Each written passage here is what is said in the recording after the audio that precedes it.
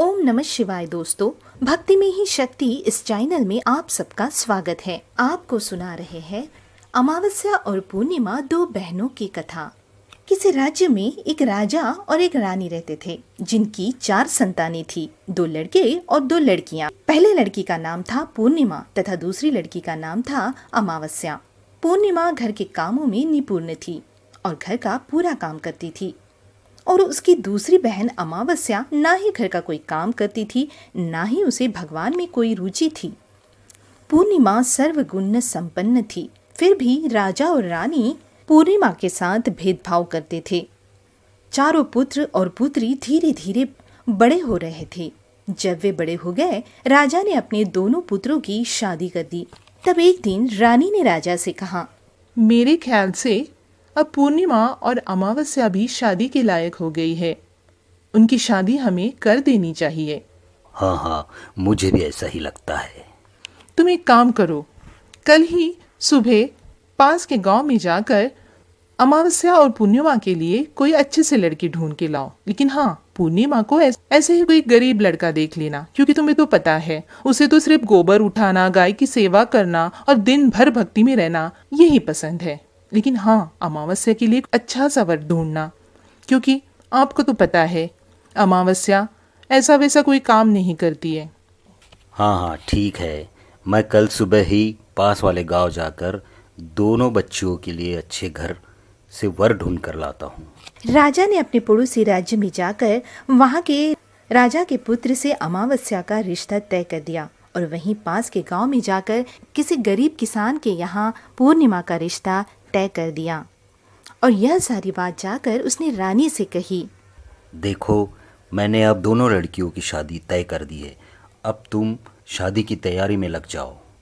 रानी दिल ही दिल में खुश हो गई और सोचने लगी, अब देखती हूँ इसका भगवान इसकी क्या मदद करते हैं। यह बहुत पूजा पाठ करती है ना, देखती हूँ अब। पूर्णिमा का भाई और उसकी भाभी पूर्णिमा से बहुत प्यार करते थे, क्योंकि पूर्णिमा उनके घर के कामों में उनका हाथ बटाती थी, और वहीं उनकी दूसरी बहन अमावस्या उन पर रोब झाड़ती थी। कुछ समय बीत जाने पर दोनों पुत्रियों का विवाह हो गया। राजा ने दहेज में अमावस्या को बहुत सारी कीमती चीजें, जेवरात दिए, मगर पूर्णिमा को कुछ भी नहीं दिया। कुछ दिन बीत जाने के बाद पूर्णिमा और अमावस्या अपनी अपनी घर गृहस्थी में व्यस्त हो गए। अमावस्या का पति बड़ा ही भक्तिवान था। एक दिन उसने अमावस्या से कहा, सुनो, मैं कुछ दिनों से सोच रहा हूँ कि हमें अपने घर शिव जी की पूजा रखनी चाहिए। हाँ, क्यों नहीं, बिल्कुल। मैं कल ही गांव वालों को बता देती हूँ कि हमारे यहाँ शिव जी की कथा है। दूसरे ही दिन अमावस्या ने सारे गांव वालों को अपने घर में निमंत्रित किया, लेकिन अपनी बहन पूर्णिमा को नहीं बुलाया। जब गांव वाली सभी औरतें अमावस्या के यहाँ जाने लगी, तो उन्होंने पूर्णिमा से पूछा, अरे भाई, क्यों चलना नहीं है अमावस्या के यहाँ शिव जी की कथा सुनने के लिए? तब पूर्णिमा ने कहा, नहीं, मुझे नहीं आना। अरे क्यों?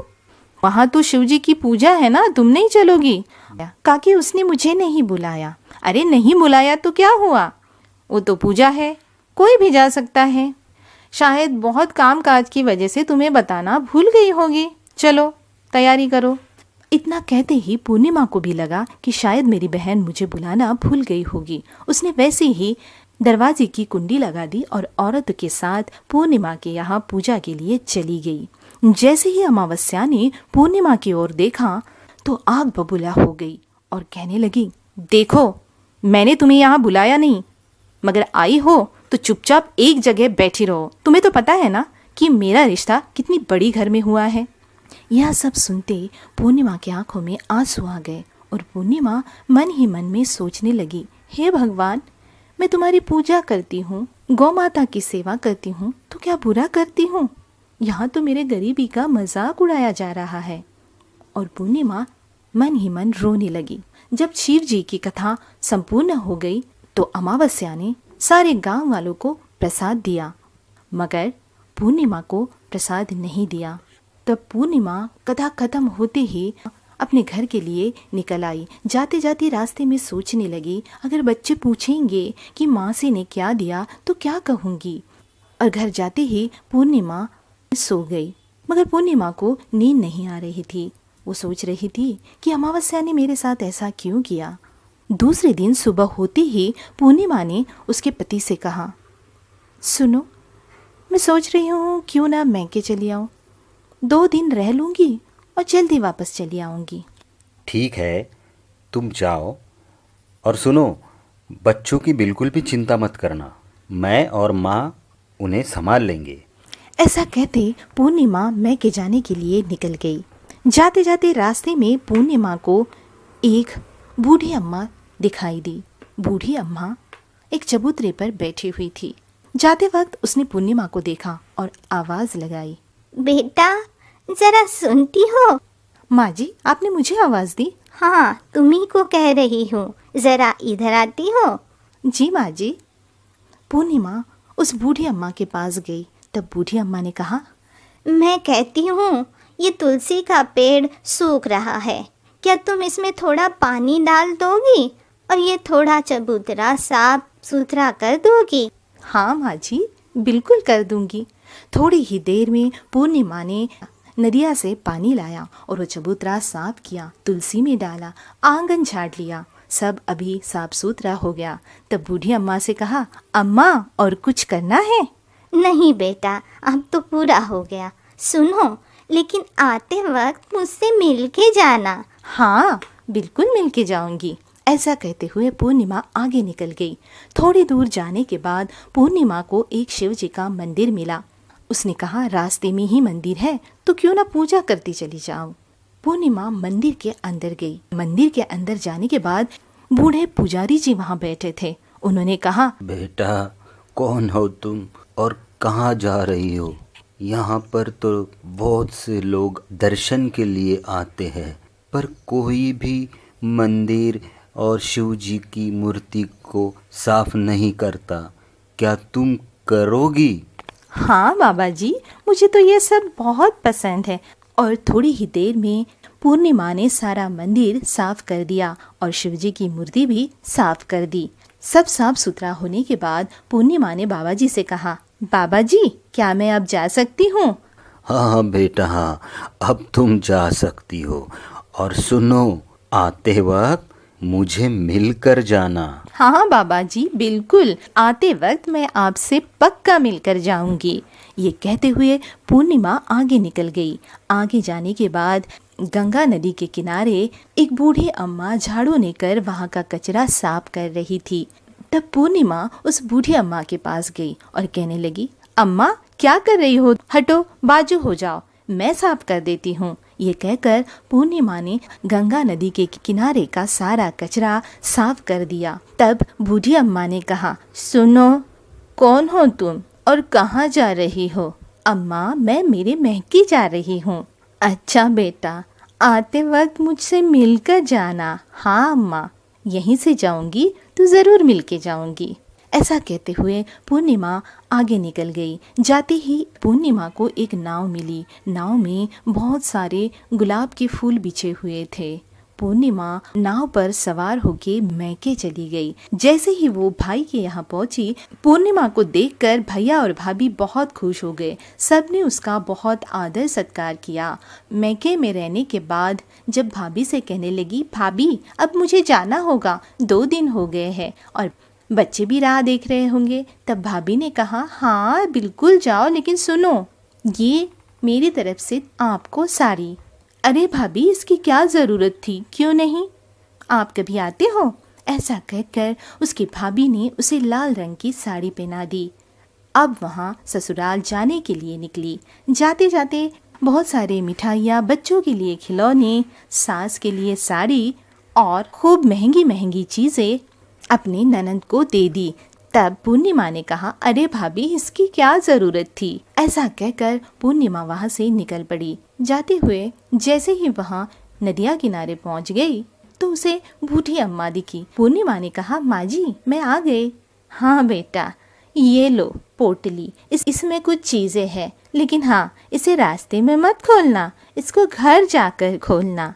जी माँ जी, कहते हुए वहाँ आगे निकल गई। शिव जी के मंदिर में जाकर उसे बूढ़े बाबा मिले। आ गई बेटी, ये लो, इस पोटली में कुछ चीज़ें हैं, और सुनो, इसे घर जाने के बाद ही खोलना। जी बाबा जी। ऐसा कहते हुए पूर्णिमा आगे का रास्ता तय करने लगी और जाते उसे और एक बूढ़ी अम्मा दिखी। उसने कहा, बेटी आ गई तुम? हाँ अम्मा जी, आ गई हूँ। तब बूढ़ी अम्मा ने उसे एक थैला दिया और कहा, बेटा इसे रास्ते में मत खोलना, इसे घर जाकर खोलना। जी अम्मा जी, कहते हुए पूर्णिमा घर पहुंच गई। घर जाने के बाद पूर्णिमा ने सबसे पहले मैके का थैला खोला। बच्चों के लिए काफ़ी खिलौने थे और बहुत सारी महंगी चीज़ें भी थी। बच्चे बहुत खुश हो गए और पूर्णिमा भी बहुत खुश हो गई। उसके बाद उसने माता जी का थैला खोला जो उसे नदिया किनारे मिला था। वह थैला खोलकर वह अचंभित हो गई। उसमें काफ़ी जेवरात थे। दूसरा थैला बाबा जी का था। उसने जब वो दूसरा थैला खोला तो उसमें काफ़ी अशरफियाँ थी, पैसे थे। तीसरा थैला खोला उसने बूढ़ी अम्मा का, उसमें भी काफ़ी धन दौलत पैसा सब कुछ था। अब पूर्णिमा के पास किसी भी चीज़ की कोई कमी नहीं थी। उसने भगवान शिव को हाथ जोड़े और मन ही मन में ठान लिया कि मैं भी घर में शिव कथा रखूंगी। और बड़े ही भक्ति भाव से उसने घर में शिव कथा का आयोजन किया और सभी गांव वालों को न्योता दिया। साथ ही अपनी बहन अमावस्या को भी बुलाया। वह जब अमावस्या के यहाँ उस निमंत्रण देने गई तो अमावस्या ने कहा, तुम्हारे यहाँ शिव कथा? वो कैसे? अमावस्या सोचने लगी कि इसके यहाँ शिव कथा कैसे, और इसने भी सारे गांव वालों को कैसे बुलाया, कहाँ से आया इतना पैसा? देख कर तो आऊं। ये देखने के लिए अमावस्या पूर्णिमा के यहाँ गई। पूर्णिमा के यहाँ जाने के बाद जो सब कुछ उसने देखा, धन दौलत पैसे सब देखने के बाद अमावस्या हक्का बक्का रह गई। और शिव पूजा होने के बाद उसने आखिर पूर्णिमा से पूछ ही लिया, पूर्णिमा ये सब तुम्हारे यहाँ कहाँ से आया? मैं समझी नहीं।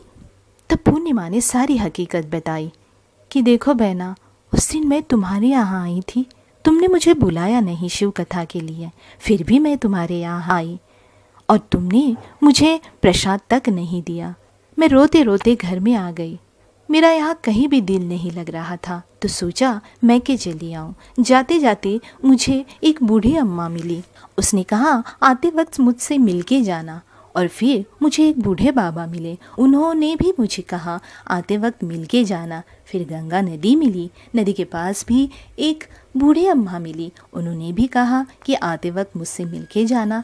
जब मैं भैया और भाभी से मिली वह काफ़ी खुश हुए। भाभी ने मुझे बहुत अच्छी साड़ी दी और बच्चों के लिए काफ़ी खिलौने और महंगे महंगे कपड़े भी दिए। आते वक्त उन सभी लोगों से मैं मिलती आई, तभी उन्होंने मुझे कुछ सामान दिया, ये झोले दिए। मैं घर में आई और ये झोला खोल के देखा तो इसमें ये सारी चीज़ें थी। ये सब शिव जी का कमाल है। अमावस्या सोचने लगी कि क्यों ना मैं भी मैके चली आऊँ। जाते जाते मुझे भी वह सब लोग मिलेंगे और इतनी सारी पोटलियाँ भी दे देंगे। अमावस्या ने पूर्णिमा से कहा, सुनो, तुम भी मुझे मत बुलाना और तुम भी मुझे प्रसाद मत दो, तुम भी मेरा अपमान करो। पूर्णिमा ने कहा, नहीं, मैंने कथा रखी है तो मैं प्रसाद सभी को दूंगी। तभी अमावस्या वहाँ से जल्दी जल्दी घर गई और घर जाते ही दूसरे दिन मैके निकल गई। जाते जाते उसे वो बूढ़ी अम्मा मिली। उसने कहा, बेटा जरा इस तुलसी में पानी तो डालना, देखो कितना खराब हो गया है, इसे थोड़ा साफ कर देना। तब अमावस्या कहने लगी, ए बुढ़िया, मैं क्या तुझे साफ करने वाली दिख रही हूँ? देखो मेरी साड़ी कितनी महंगी है, ये खराब हो जाएंगी। चलिए आई साफ कर दो वाली। ठीक है बेटा, आते वक्त मिल के जाना। वैसे ही उसने बूढ़े बाबा को भी अपमानित किया और वैसे ही उसने गंगा नदी के किनारे बैठी हुई अम्मा का भी अपमान किया। जब वह नाव में बैठी तो नाव में कांटे ही कांटे थी और जैसे ही घर पहुंची तो भाभी ने देखकर मुंह फेर लिया। चली आई मुंह उठा के, पता नहीं अब क्या लेने आई है। जैसे तैसे अमावस्या 2 दिन भाई की यहाँ रह तो गई, मगर जाते वक्त भैया भाभी ने उसे कुछ भी नहीं दिया। तो उसने कहा, आपने तो पूर्णिमा को बहुत कुछ दिया और मुझे कुछ भी नहीं। तब भाभी ने कहा, वो ऐसा है ना, आप तो इतनी सारी चीज़ें उठा नहीं पाएगी, तो मैंने सोचा पीछे से भेज दूंगी। ठीक है, भेज देना, मैं जा रही हूँ। ऐसा कहते हुए अमावस्या आगे की ओर निकल गई। जैसे ही नाव से नीचे उतरी तो बूढ़ी अम्मा थी। बूढ़ी अम्मा से मिली। ए बुढ़िया, तूने कहा था ना मिल के जाना, ले मैं आ गई हूँ। बूढ़ी अम्मा ने कहा ठीक है, ये लो झोला, इसे घर जाकर खोलना। वैसे ही अमावस्या ने वो झोला लिया और खुशी खुशी आगे का रास्ता तय करने लगी। आगे जाने के बाद बूढ़े बाबा मिले। बूढ़े माँ बाप से मिलने गई। तब बूढ़े बाबा ने भी कहा, बेटा आ गई? हाँ आ गई, दो मुझे मेरा थैला। बेटा ये लो झोला, पर याद रखना इसे अभी मत खोलना, घर जाने के बाद ही खोलना। ठीक है, घर जाने के बाद ही खोलूंगी। ऐसा कहते हुए वहाँ तीनों चारों झोले लेकर घर पहुँच गई। घर जाने पर उसने सभी झोले खोले। एक एक करके ईंटें, पत्थर, मिट्टी सब उन झोलों से निकला। अमावस्या जोर जोर से माथा पटकने लगी और रोने लगी। और अमावस्या दौड़ती हुई पूर्णिमा के घर गई और कहने लगी, तुम्हें तो इतना सब कुछ मिला, मुझे तो कुछ नहीं मिला, आखिर क्यों? तो पूर्णिमा कहती है कि जब मैं अपने मायके जाती हूँ तो अपनी भाभीयों के साथ उनके कामों में हाथ बटाती हूँ, उनके साथ मिलकर काम करती हूँ, लेकिन तुम ऐसा कुछ नहीं करती, उनकी इज्जत भी नहीं करती, इसलिए वहाँ भले तुम्हें क्यों देंगे?